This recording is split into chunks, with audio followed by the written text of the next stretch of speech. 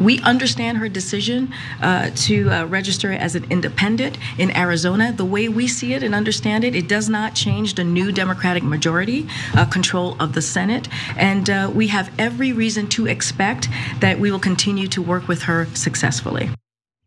Now, the thing about that statement that I find so amazing is that she's been very consistent, Karine Jean-Pierre, on her message right there. The Biden administration, I might be angry, might be frustrated with this move, but they are not putting out any clear indication of that, which is consistent with the way that they've dealt with Senator Sinema throughout their administration. To my prior point, here are tweets that had been sent out much earlier in the day, before that press conference, before that answer. Jean-Pierre puts out these tweets saying, Senator Sinema has been a key partner on some of the historic legislation President Biden has championed over the last 20 months, from the American Rescue Plan to the Bipartisan Infrastructure Law, from the Inflation Reduction Act to the CHIPS and Science Act, from the PACT Act to the Gun Safety Act to the Respect for Marriage Act, and more. We understand that her decision to register as an independent in Arizona does not change the new Democratic majority control of the Senate, and we have every reason to expect that we will continue to work successfully with her, which is word for word a section of what she said in that video. So they clearly have a message that they want to put out. I don't know, like they wouldn't actually say whether they'd received advance warning that she was going to be doing this. Their refusal to say yes or no can be interpreted obviously in either direction. I guess they want to maintain the best relationship, at least now, the best working relationship with Senator Sinema that is possible, because of course, if she decides to drift even further to the right and become more of an obstacle, that could be consequential for some things like judicial nominations. So as of right now, they're not picking any fights with Senator Sinema, so the status quo continues.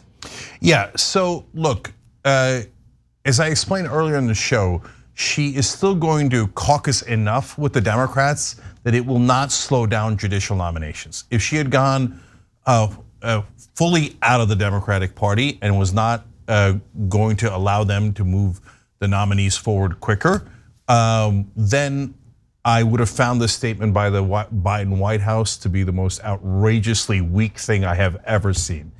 As it stands, I understand why they're tapping the brakes a little bit on critique of Kyrsten Sinema for fear that they don't push her over the edge theoretically, and then she starts to caucus with the Republicans.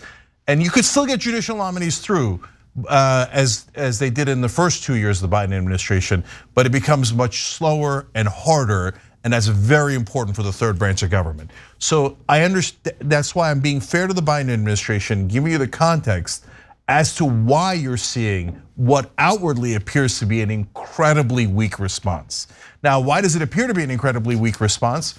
We take that as a given here. The rest of the mainstream media would be outraged by that. How could you say that? Everything Biden does is strong and amazing and four-dimensional chess. No, when someone kills 85% of your agenda, giving them roses is not the strong thing to do, it's the pathetic thing to do. Okay, so if they didn't have to worry about the judicial nominees, then I would have counseled, and they would have of course completely ignored my counsel, that they come out and say, good riddance. We are thrilled that Kyrsten Sinema is leaving, and we can't wait to beat her in 2024. She betrayed everything she said she stood for. She came in as a progressive, challenging the Democratic Party and people like President Biden from the left. And hey, I could agree or disagree with that, but at least it was a principled stand. And now we find out she has no principles at all, that all she does is serve her, of course, this is the part they would never say because they also serve their donor masters, but she serves her donors, and that is who she's actually going for here. And they could have, in that scenario, annihilated her. But do you think they would have done that? My guess is, if she'd gone fully outside the party and hurt them on the judicial nominations, this statement might have been the same anyway.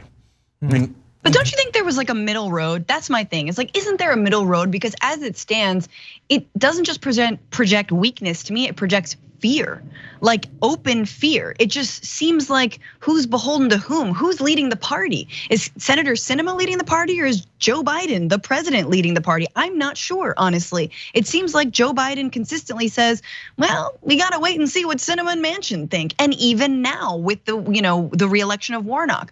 So there's a way to say, we're sorry to see her go, right? There's a way to throw a little bit of shade, because my God, has she thrown shade at your entire agenda? So throw a little bit back at her.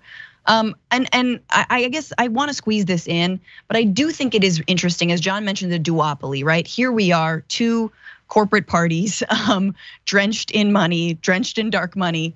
And there are inklings of the Green Party locally, right? But not on a national level. And you have someone like Kyrsten Sinema sort of running as an independent, becoming elected or getting elected. And I think it says a lot about the hopes for a third party in this country. And what I mean by that is you still need some kind of accountability somehow, right? It can't just be like, well, I'm an independent, so you're just relying on me, myself, and I don't have necessarily a party apparatus. I don't have a party platform. I understand the Green Party has a platform, but you guys know what I'm saying, right? Like, we have so much work to do if we do want to break the two-party stranglehold to actually hold someone like Kyrsten Sinema accountable. Yeah, well, and really fast, just to be clear, unless I'm missing something, she's not making any claim that she's becoming an independent and joining any specific independent party or movement. When she says independent, she doesn't mean independent ideologically. She's aligned with corporatists from both Democratic and Republican Party, but she does just mean me. It's the Lieberman model. She is now, if she's untethered from anything, it's even the veneer of a responsibility or duty to her constituents. She is just about herself. There's no method to recall her. There's no method to beat her in a primary. She's just gonna be an independent person, and cross your fingers that she doesn't somehow slide by as a third party candidate, or as a third party candidate result in Arizona being represented by Senator Kerry Lake in a couple of years. Yeah, so Francesca said a couple of things I really want to build on. I think they were really great. So first of all, the real question about Joe Biden's reaction to Sinema is whether he's weak or complicit. Because he appears to be the weakest man you've ever seen. He constantly is fumbling away any negotiation with Mitch McConnell, etc. He never gets a good deal. This is historically throughout his entire career. I don't want to get back into the whole history of it. We've shared it with you before. So weak is a pretty good argument, but I think it's not. I don't think it's right. I think complicit is the correct answer. So why? Because in reality, he doesn't mind Sinema and Manchin killing 85% of his so-called agenda, because he never believed in that agenda. As I've told you many times, you can tell when they put up $15 minimum wage for a vote as an amendment to the first coronavirus bill, he had the two Delaware senators, his top two allies in the Senate, vote no. That means he never believed in $15 minimum wage and didn't want it to pass, okay? And so he's never believed in his agenda that was negotiated with progressives. It became the unity agenda for the Democratic Party, but if Joe Biden was a senator, he probably would vote against it just like Manchin and Sinema does. He's been historically one of the most conservative Democrats in the country. After Manchin helped Sinema kill all of his agenda, he was at a press conference recently and he's like, hey, boo-boo, to Joe Manchin. Not boo-boo, he said Jojo. But I mean, is it any better? He's like, hey, Jojo. If somebody killed 85% of my agenda, do you think I'd call them Jojo? No, of course not. That's because he's complicit. He loves that they're doing this. Another thing that comes out of the Sinema deal is that Manchin gets more leverage. Because now you can't rely on Sinema's vote. She's gonna proudly vote against the Democratic Party to get more independent bona fides, right? And then you need Manchin again, okay? And then that allows them to, even though the Senate now, they've picked up a seat, but they're back to the, well, we need Manchin, well, we need Sinema. And we need to give them corporate tax cuts to make it, more dirty fossil fuel concessions to make a deal. We need to water everything down to get them a deal. And what did we tell you guys before the election? It doesn't matter how many Democrats you have in the Senate. Remember, Obama had 60 for a while. And he couldn't even pass a public option.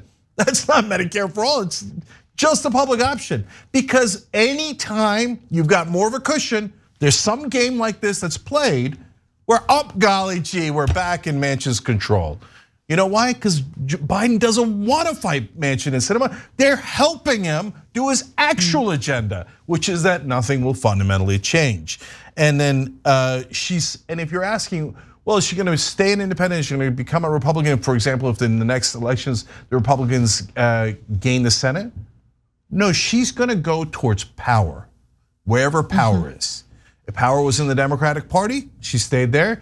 Now she gets more power, more control over the bills that she can hand over to her donors by being an independent. And if the Republicans win convincingly and she can get committee assignments out of them, then she will instantly switch to being a Republican because she's serving the donors and the donors want her to have maximum power and don't care at all about principles.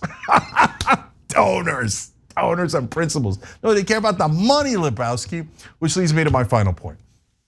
So, as Francesca was mentioning, the Green Party and Third Party, et cetera. Now, look, there's a bunch of guys who've gone independent from the Senate, Joe Lieberman, Murkowski, now Sinema. They all did that because they were primaried from the populist wing of their parties, and they wanted to remain the corporate douches that they are. So they called themselves independent and had the same exact corporate agenda and votes in the Senate afterwards, okay?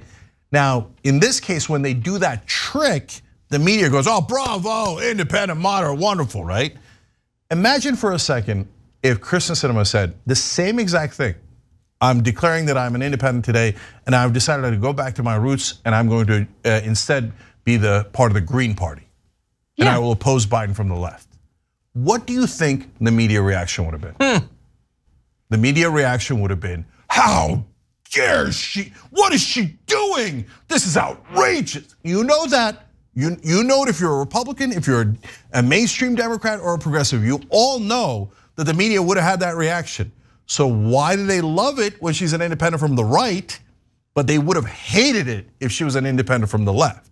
That's because the media is not objective, it's corporate media, and they're doing a giant play for you guys to drive a corporate agenda. Thanks for watching the Young Turks, really appreciate it. Another way to show support is through YouTube memberships.